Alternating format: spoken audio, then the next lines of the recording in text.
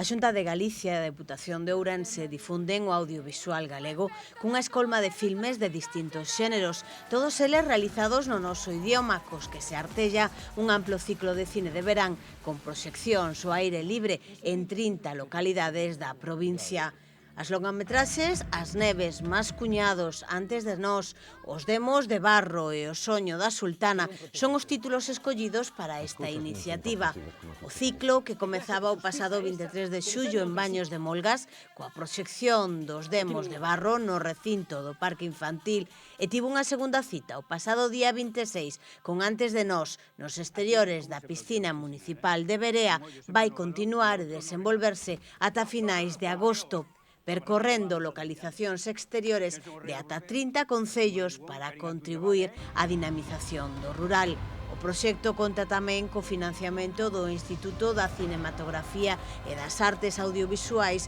do Ministerio de Cultura en virtude da colaboración emprendida coa Consellería de Cultura, Lingua e Xuventude para este fin.